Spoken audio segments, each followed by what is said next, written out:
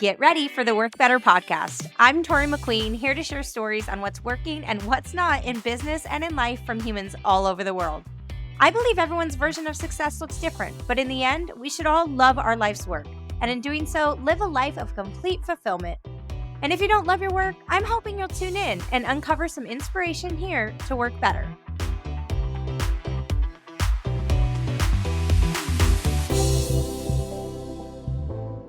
Hello, my friends. Welcome back to the podcast. We are full blown into summer here in the McQueen household, and we are working on shifting into a new groove per the usual because as we begin a new season in our household and business, there's always a discussion on schedules.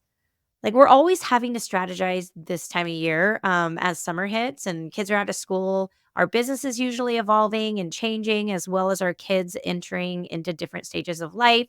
So, our parenting and our leadership skills have to continually evolve as things ebb and flow.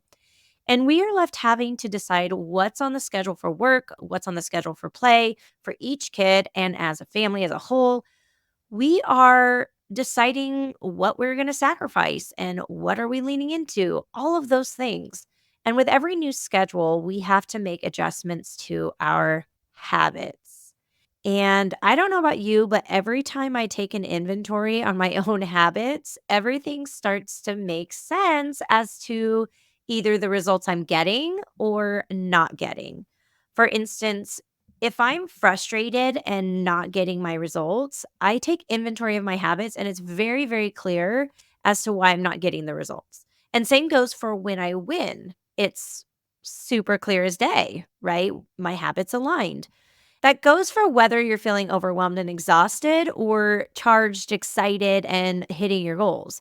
So, today, as I begin to reassess my personal habits and realign myself with my values leading into summer, our priorities in a business and home and just creating my new schedule, I thought I would chat about the two different types of people that I tend to categorize certain habits with. And it helps me decide my habits and which ones I should change and how to change them and what to focus on.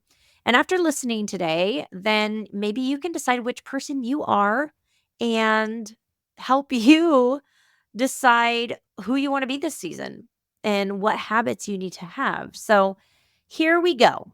When I think about habits I want to have, I think of these two types of people, and that is creators and consumers. I feel like we are either every habit we have, it's either a consuming habit or a consumer's habit, however you want to say that. So, for instance, a creator, I don't just mean content creation, right? Although that is one way to create, but I mean, a creator of energy. Are you someone that brings energy to a room or creates an experience and holds space for relationships to cultivate and grow? Like a creator of new ideas or solutions to problems at your job or in your career, a creator of your own life in general. You're the planner, you make the decisions, you make things happen. A creator of experiences. You want to do and you want to walk the walk more than just talk and create original work that will get you to your goals. A creator of conversations. Do you create or initiate conversations or wait for others to start? A creator of time, prioritizing and creating space to do the things that you love. A creator in the kitchen. Do you curate your own meals or grow your own food or buy out? A creator of beauty. Do you like to make everything around you beautiful? A creator of music. Do you like to sing or make music or choreograph or dance to music? These are all different types of ways to create, right?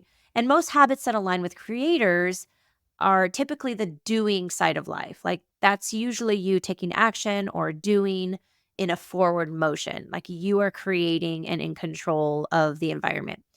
A creator of movement. As a creator, you tend to give or output more than you take in.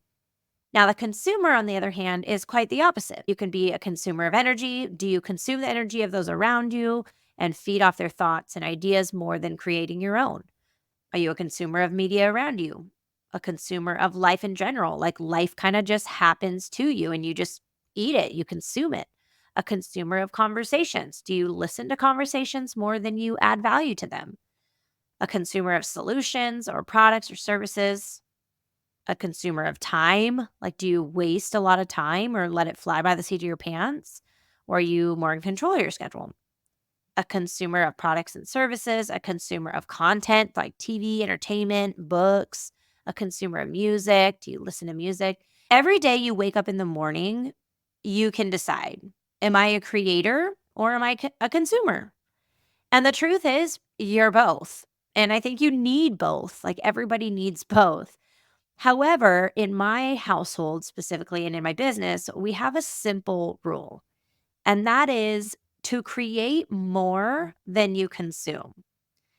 And here's the thing about creating and consuming, it can actually be for good, but it can also be for evil as well, positive or negative. What do I mean by this? You can create positive or negative energy and also consume positive or negative content. You can create a community for good or a cult for bad. And you can consume healthy foods or have fast food and highly processed food. We also go through seasons of growth where we focus on consuming more, absorbing and learning more information and taking it all in than we do in the creative stage at times. And I really enjoy and where I have thrived for my business and in my household is having a really balanced life. I enjoy having a balanced life with creating and consuming. But when I think that things are starting to feel a little bit off balance, that's when I really have to take a look at my inventory, my own personal inventory, and see where my habits lie. And especially in relation to my goals. And I reflect and ask myself, am I creating more than I'm consuming? Are my habits putting more positive energy into the world or more negative energy?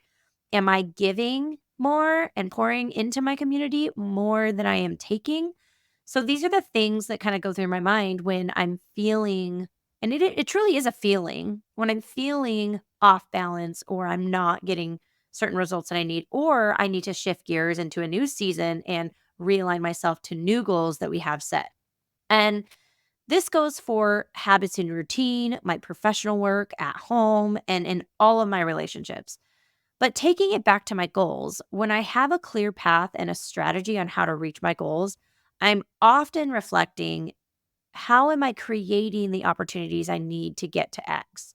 Am I creating the time and space for me to do X?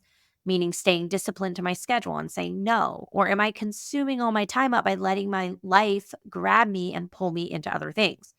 Am I creating my own thoughts, conversations, and actions that I want to have? Or am I letting the others dictate my thoughts, conversations, and actions, like consumed by others' emotions around me? Or am I creating my own emotions? Am I creating healthy meals or consuming garbage? Every habit I have is either a creation or a consumable behavior. So, when taking inventory, I have learned to quickly identify where my habits lie. And from there, it's very, very clear what tweaks to make. And I tell you what, when it comes to life, I love consuming, you guys. I am a total consumer, especially when it comes to having fun and experiencing new things. Like, as much as I can say that I am like creator of experiences, I am also consuming a ton. So, like when you go to Disneyland, yeah, I created that plan and I went, but I am consuming all the churros. I am consuming everybody's energy around me. I am getting on the ride and I am consuming whatever Disney has to offer and sell me and the entire experience. I feel like a complete consumer. So you can take me somewhere I've never been, drop me in a room with cool people so I can just absorb it all in, read all the books, give me all the trainings. I am a learner at heart. So having more in-depth conversations with people and actually listen to others without giving solicited feedback. I rely on help from my mentors, peers, family, and friends in my community. I love it all. I am a total consumer, and it is very easy for me to consume it all the time. But then you start to realize, like, when I'm being glutton for consumption. And I tend to get off balance. Like my life gets a little crazy. I get a little easily distracted. I have zero control over my time. And I build these habits that do not get me the results I want. Yes, I have fun and I do all that, but there is definitely a balance there that I found in myself that, oh, I've been over consuming. That's why I'm not hitting this goal. Or, oh, I can consume, but I don't need this much of it. I can really reel that in because if you enjoy it, it gives you all these hits of dopamine because I'm literally absorbing all these things and mostly for good, but it really does feed into my soul at times. But again, daily I have to remind myself, be more of a creator than a consumer. Even if it's 51% creator and 49% consumer, be the creator more. Then, of course, create for love and not evil, right? So that is kind of what I remind myself as I review my habits and replace some of my negative habits or habits that aren't really serving me or maybe are overloaded in consumption, and replace them with positive creative habits. We have this rule in our house too. We don't mind TV, video games on occasion, movie nights and friends and vacations and learning things on YouTube, having pure fun with others, consuming their time and energy and latching on to what they have to offer. We believe there's good in consumption, right? But when we start to see attitude shifts and entitlement and chaos arise, and our goals as a family start slipping away, it always goes back to this one rule. Have we been creating more than we have been consuming? And has it been positive or negative? It's pretty safe to assume that you're both a consumer and a creator as well, but I encourage you to take inventory of yourself and how you feel. If you're feeling great, and accomplished and thriving, ask yourself, have you been creating more or consuming more? And I bet it's creating. And if you're not feeling great and not sure what it is, or not hitting your goals or getting you what you want done, how is your creation versus consumption percentages, right? Then ask, is your creation or consumption with your thoughts, conversations, or actions positive or negative? Are you where you want to be in life or can you work better? Reflect going into this next season and what you want to do and accomplish. And this is what I am doing. And what habits do you need to have to get there and which are getting in the way? Now, here's what you do once you've nailed down and identified some of the habits off the top of your mind. You take out a piece of paper, and this is what I do, and you list out all the creator and consumer habits that you want to change. And then here's the kicker, guys. You just simply create an antidote to that change and boom.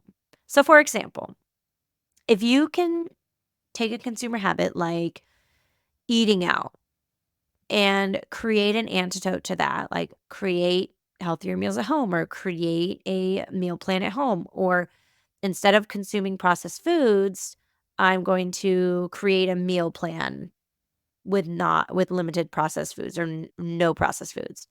If your work is consuming your thoughts before bed, so you have a habit of thinking of work before bed and your brain is and thoughts are being consumed, maybe anytime you want to do work at night, you just start creating your nighttime routine or get into your nighttime routine and wind down and do a journal.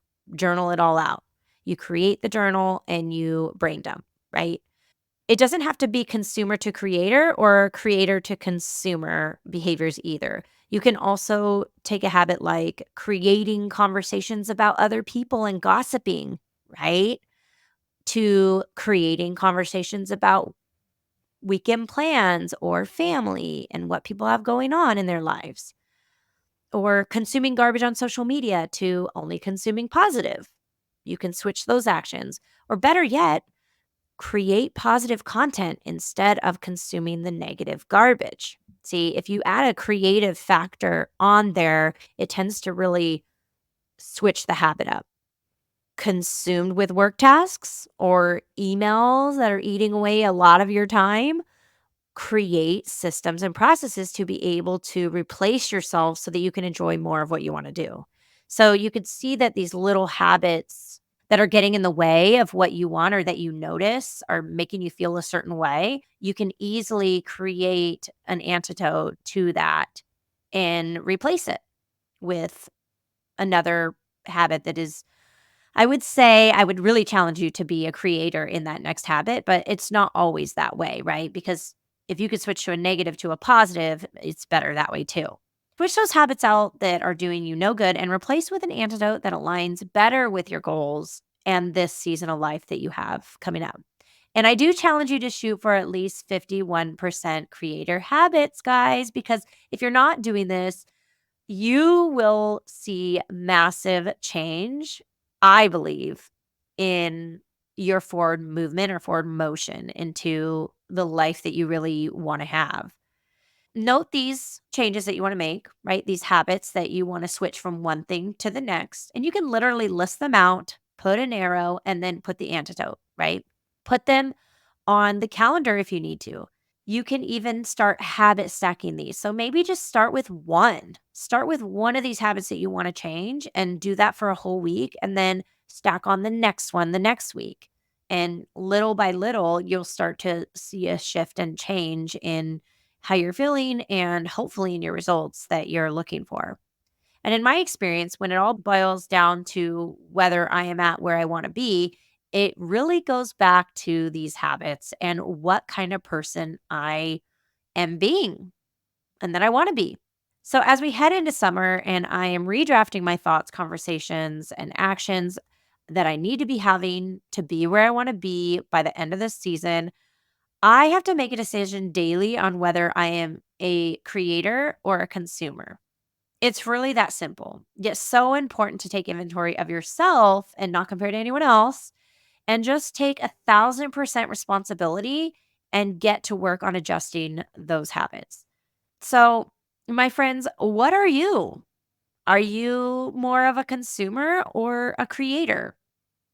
Is this season that you're heading into needing you to be more of a consumer, or does it need you to be more of a creator? For good or for evil? Do your habits reflect that? But most importantly, are you who you want to be? Or can we possibly work better? And on that note, thank you guys always so much for hanging out with me today. I love sharing these little tidbits with you in hopes that you can take this conversation and use it as a simple tool to help you cross whatever finish line you guys are after. So, cheers to you and to new habits, my friends. Until next time. Well, my friends, thanks for tuning in to another episode of the Work Better podcast. I hope you've wrapped up your golden nugget and take it with you on your journey to finish out the week. Don't forget to follow, subscribe, leave a review, or reach out to me personally if you have any special requests for guests or questions you'd like me to share on the show. In the meantime, I'll be over here rooting for you. Until next time.